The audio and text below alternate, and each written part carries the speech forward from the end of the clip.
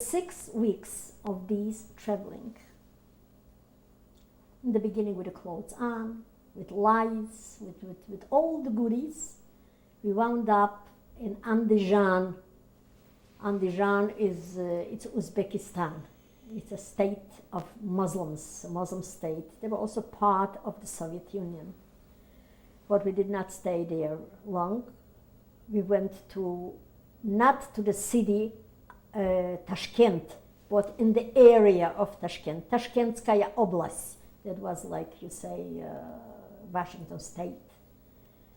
We went there. We stayed a few days at the railroad station. Summertime, it does not rain. So we were sitting there, sleeping there, eating there, whatever we had to do, we did. How many people would you say were there? Some of them were at different, the same area, but different railroad stations, until a representative of the communal settlements, the kolkhoz, came and said, we can take so many people. We can take so many people. So how many, where did you go? My family and my husband's family, we were not married then. He insisted his family should go where we go because he wanted to follow me. So you met somebody? In Siberia, we met there. And he traveled with me, with my family. What was this young man? Even though we had nothing to do with the family, different. What was the young man's name? My husband? Mm-hmm. Well, at that time? Yeah. At that time he was your husband? Rumyanek. No. Shmuel Rumyanek. Where did you meet? Over there, Where? In Siberia. Where? Brin Navalok. That was the name of the settlement, I would say. A few hundred people. We met there at night when we had free time. He used to know, he used to come in, we used to sing, we used to chat. And he thought he liked me, and that's it. So you fell in love? Well, I'll tell you, I don't know, I hate to say it. I was going with somebody else. He had also a girlfriend. I cannot say it's the loneliness, it's the desire of companionship. Even though let's get nice. You're not my type, you're not this, you're not that. Well, you'll get used to it. And it was really nothing serious, nothing with the intention of getting married. But I got accustomed to your face. So you fell in love. So they, I don't know, we used to see one another. There was no dating, there was no, maybe sometimes a kiss, maybe this, maybe that. So we wound up in that kolkhoz, in that communal, in that farm. In Tashkent? Not in the city. It was like 60 kilometers in the farm, in a village, not even a village. Used to live in tents because summertime they grow cotton plantation. I can say I worked in the cotton plantations. I did. There was cotton, but the cotton was picked, and we asked to give us work because you had to make a day's work, 2 days, 3 days, 4 days, in order to get, let's say, a kilo of flour. So we kept asking them, begging them for work, but it was, over there was already cold, and there was no work. But we used to go out and take the not opened cotton, gather it and weigh it, and we hardly survived. We had more hunger there than we had really over there up north, more hunger. There was nothing to sell already. We were among Muslims, we were around, it was bad. How long? Malaria. How long did you stay there?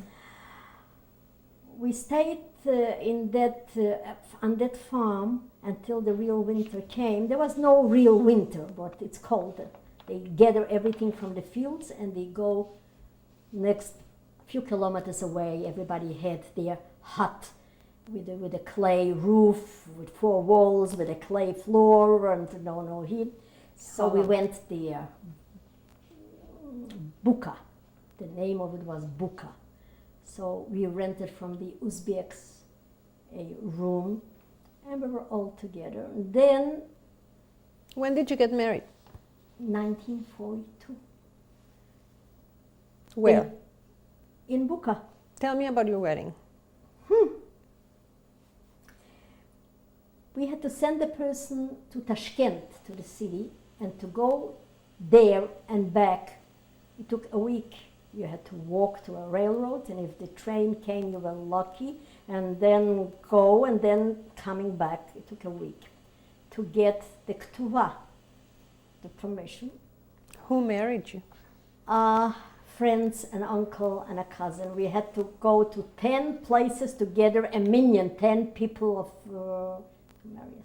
It was in the fields, and on the straw canopy. We went to sleep on straw. We had scorpions to watch out for. Crazy, crazy, crazy, crazy. All right. So you were the first one that got married in First one that I got married, and then... What was the I date? was pregnant. What was the date? July 4th, but the rabbi figured out it can't be the 4th, it must be the 2nd, according to the Luach. 1940, 42. And that was then they mobilized, they drafted my father, my husband, my 2 brothers. The 3rd brother, the youngest, that's a different story. He went to Tehran. The Polish government organized a certain school in Tashkent. Whoever did not, orphans, it's for orphans, mostly Polish, they took Jews also.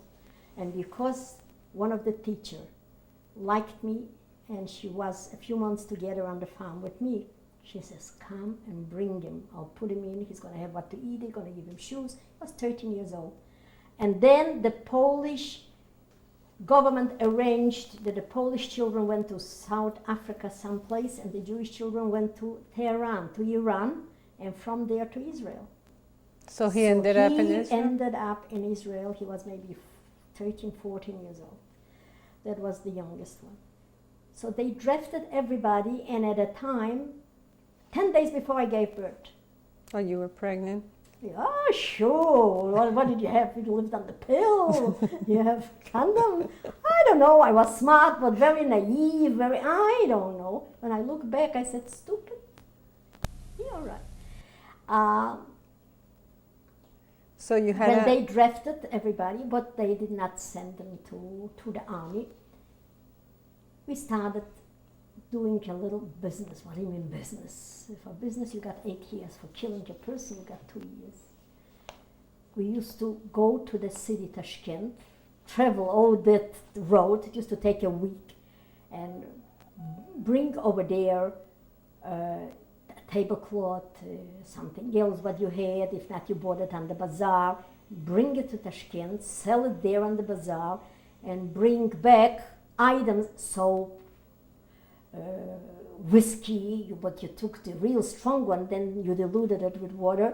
But if you were caught, it's God bless you. We used to walk at night, in the middle of the night. I used to carry everything on my head, like those bags on my head. And that's why we could make a little bit of living. We could survive. When did you have your baby?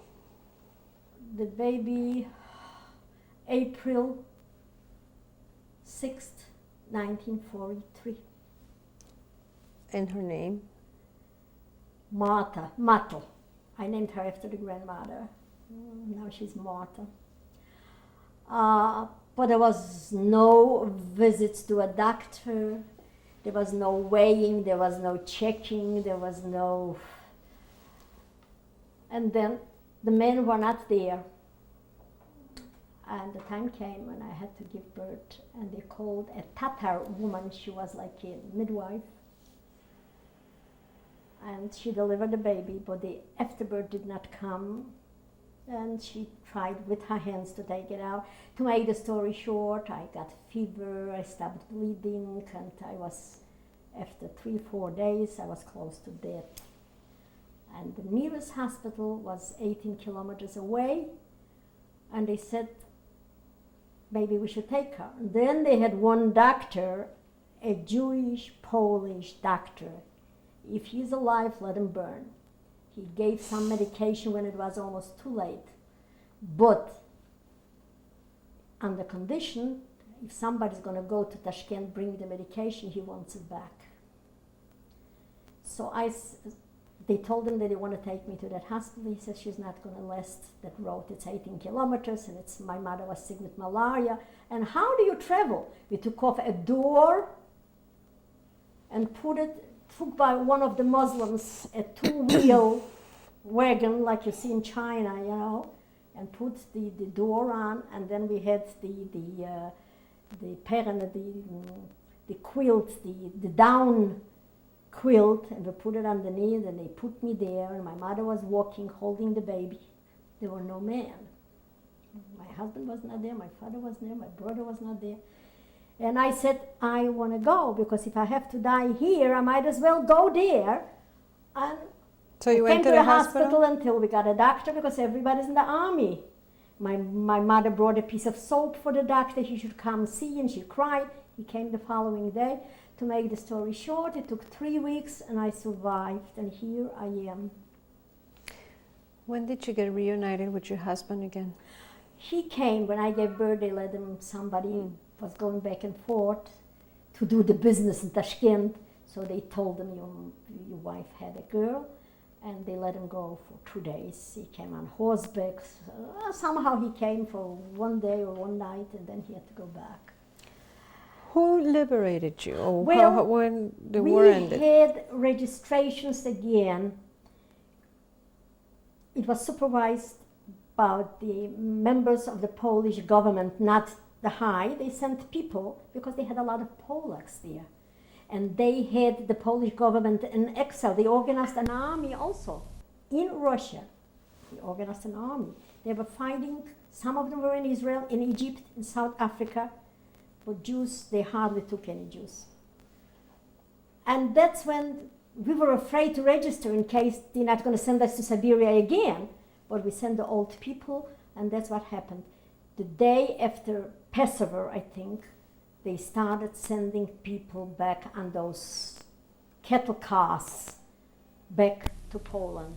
And that would be in April of 1946. Officially, the war ended in 1945. But only when you paid and got like this a ticket you could go, otherwise. That's when we went back. To Poland? To Poland. We are going to change tapes now. Well, I made it as short as possible.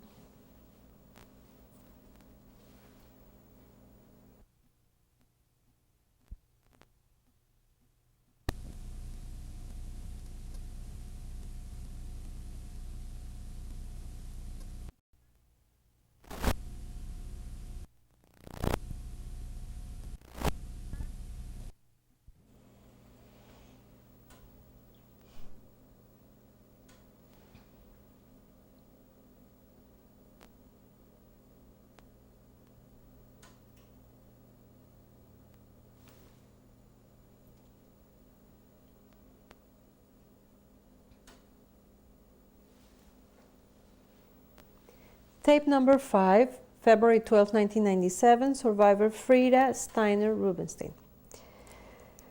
Mrs. Steiner, you went back to Poland in what year?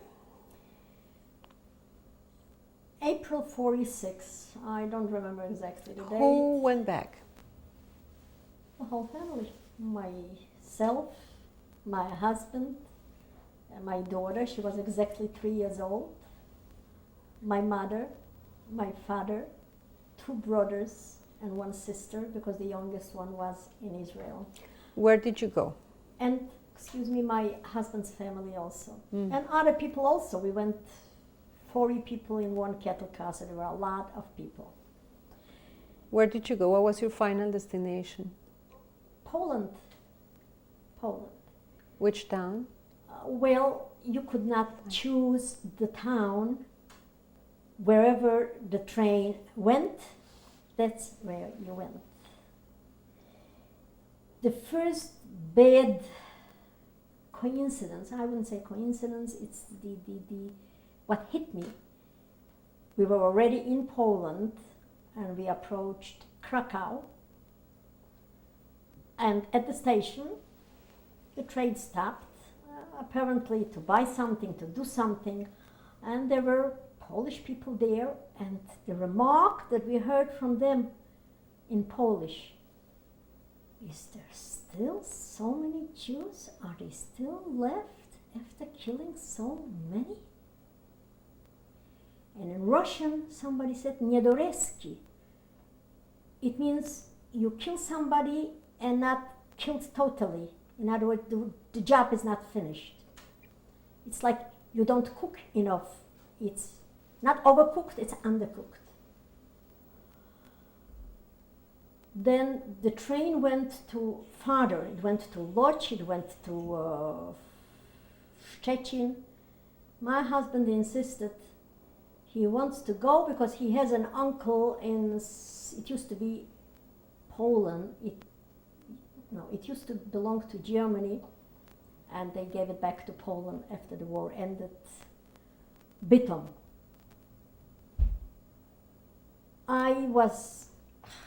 Everybody is coming here. They're looking for relatives. They're looking for a cousin. I have my parents and I have my family, and we live too. You want me to leave them and go there to your uncle?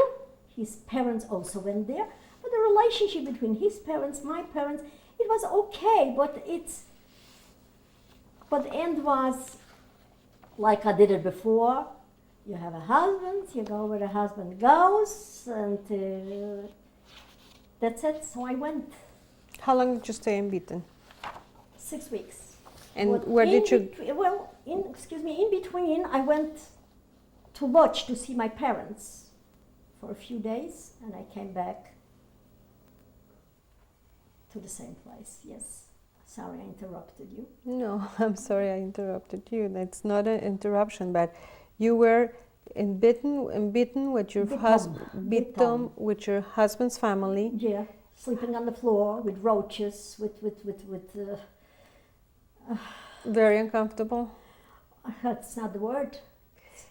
And then your parents were in Lodz. My parents came with where the train took them. They made the stop in Lodz.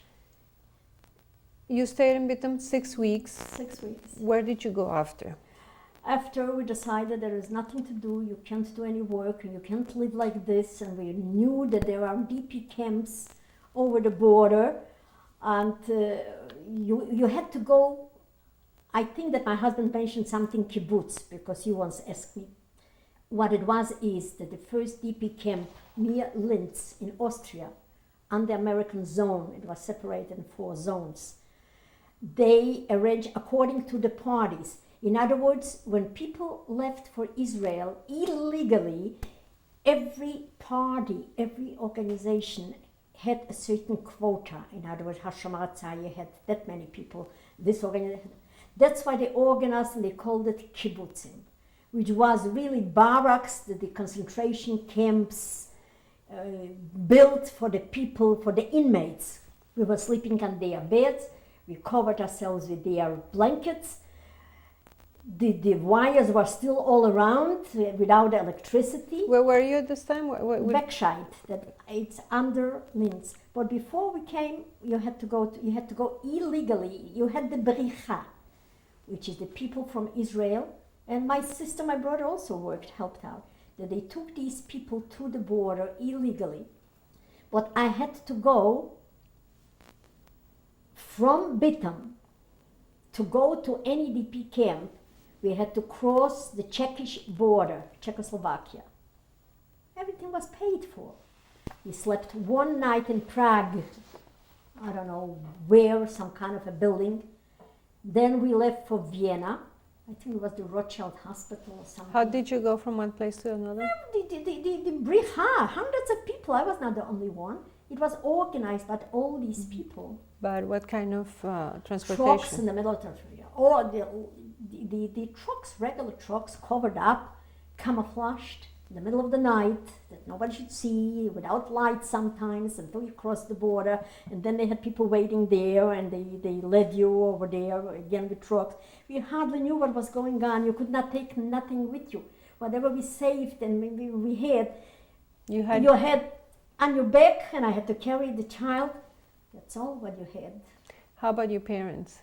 My parents were in there Germany? in Lodge, still in Lodge. They stayed there. They stayed there. Later on, they left. But I should have waited because we could go legally. It was a time that the borders were open. I didn't have to throw away everything.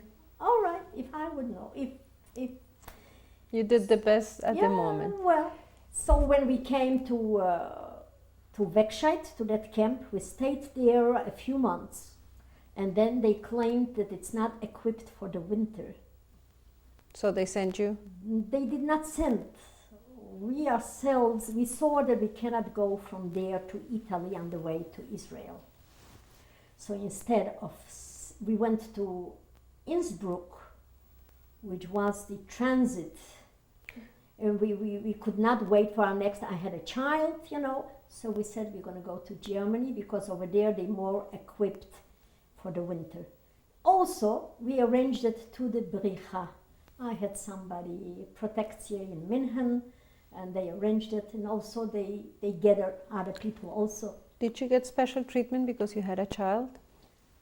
Treatment where? In the camps? I got a piece of chocolate sometimes for her. I got sometimes a little milk, an extra portion. Who was running the camp? It was the food supply, the UNRWA, joint UNRWA. That's it. This was on the American zone and the English zone also, and then the Russian zone, I don't know. You mentioned Italy before, so from Linz you went I went to Germany, to Ulm. Ulm. Because my husband's parents passed by where we were, and they said they're going to Germany. And that uncle that we went to also went there. So again, my husband said, we're going to go to Ulm.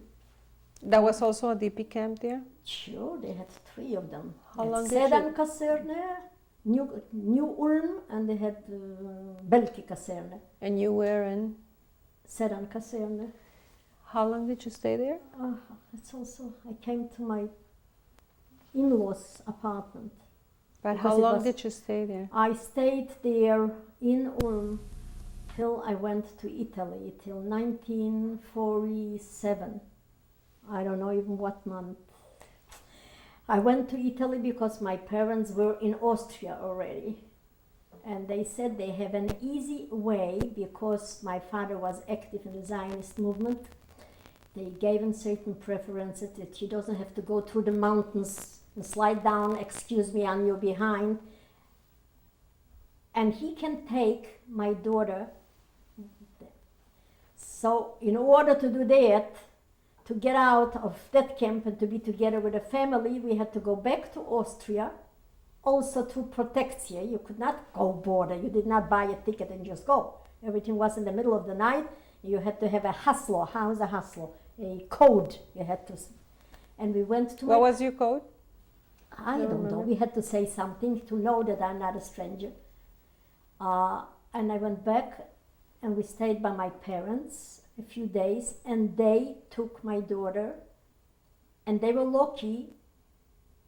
They got an easy way and they went to Italy. Where in Italy? In Torino. They went there, and it took us 4 weeks until we were able to go, to get the permission to go to our next, and we also came to Italy, and we were again together in a DP camp, Kruglasko. How long did you stay there? Months, until it was dissolved, because a lot of people went away on the way to Israel, and they did not have enough people, so it's a nearby camp, Rivoli, so they sent us there. So we stayed there. And that's you, your daughter? And my husband. And your parents? My parents were in Israel already. They went.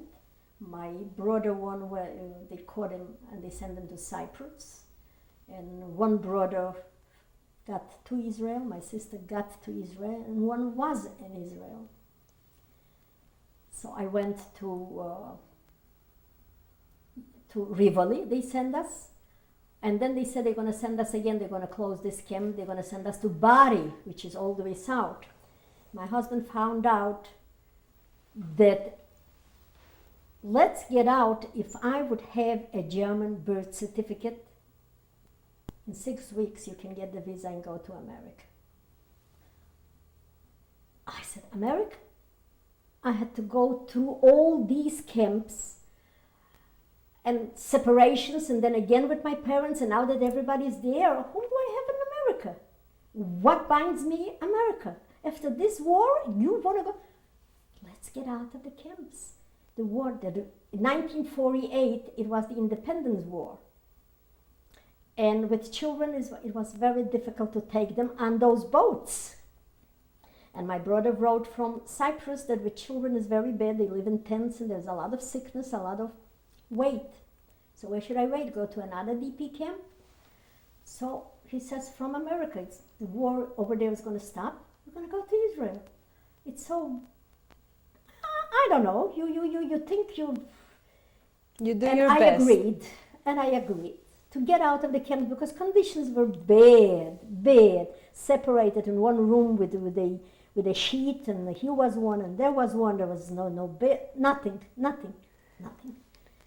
So you got false papers? My in-laws, my husband's parents were still in Ulm in Germany. So he wrote to them that he needs 2 birth certificates. I needed only one. I was his wife. He said 2. I didn't know what he said. He sent 2 birth certificates. We got them. We went to German consulate. We applied as German citizens that I am not Rivka Rubinstein, I'm Frida Hermann, I am this and this. I was born in Germany. So you became Frida 6 weeks. Hermann at that time? Yes. And my husband, instead of Shmuel, he became David. His father's name was David. Can you imagine? And David. my mother, instead of being born in Russia, she was born in Poland. I couldn't mention Russia. Uh-huh. And David, what was his name? David Steiner. Stein. And 6 weeks, we got the visa. And we had to go to Rome. We stayed 4 weeks in Rome. There was a villa that was given for the refugees. We stayed there. We were waiting, not in the DP camp. And that's how I came to America. Later on, I did not have the money to pay to go to Israel. We lived 3 years in furnished rooms. And then I had my boy. And then When did you get to America? December 3, 1948. Who was the next? You said you got your boys. Which one? With the names? One was born 1950, August 5th, Abraham.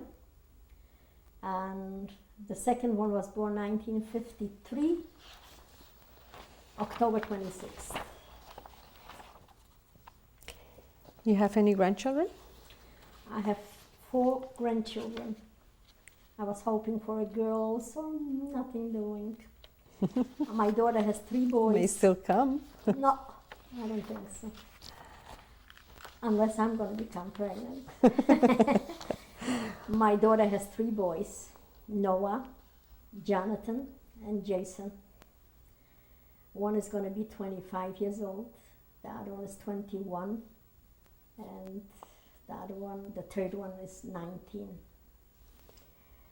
My youngest son, Danny, has 1 boy. He's going to be 11 in June. And that's it.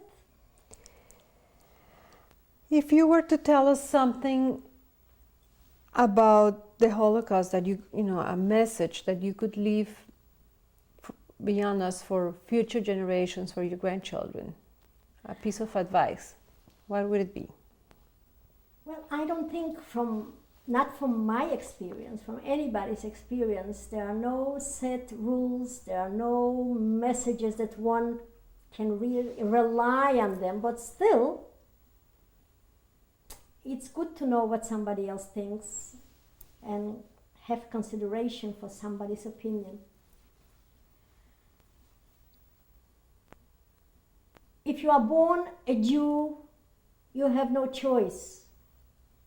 You have to stay being Jewish, and also not just being Jewish, but be one that at least know what he is, a conscientious Jew. Because if one tries to run away, There will always somebody that brings you back and resort from the past. There were a lot of assimilated Jews that they never knew they were Jewish. Their grandparents were Jewish, but not the parents and not themselves. So Hitler came, and even though your grandparents were Jewish, you were considered Jewish, you went to the oven just the same. There's no running away. And do whatever you can do, but be a proud Jew. That's all I can say. I don't know if I did enough for my children. I tried. I sent my boys to yeshiva. They all speak Yiddish. They all speak Hebrew. They went to Israel. My grandchildren went to yeshiva, all three of them. And what it costs, I don't have to tell you. It's not so important if you stay religious or not, but the background, the backbone has to be there. And I hope that my children will not go astray. I hope. I might not be there, but I hope. Thank you very much. Thank you for sharing your story with us and your testimony.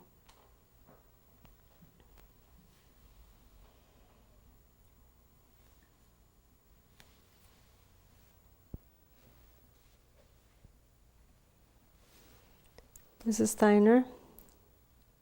This is my husband, David. I got used to calling him David. I used to call him Schmilke. Once in a while I say Mr. Steiner, but he's David.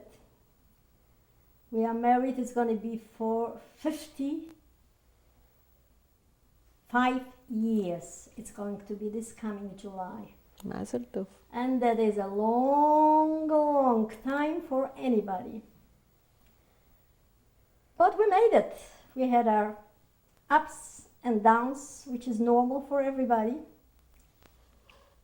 But he's still here with me. And I'm with him. The only thing what we pray, no matter how many years it's Bashet to live, we should be well. And we want pleasure from our children also.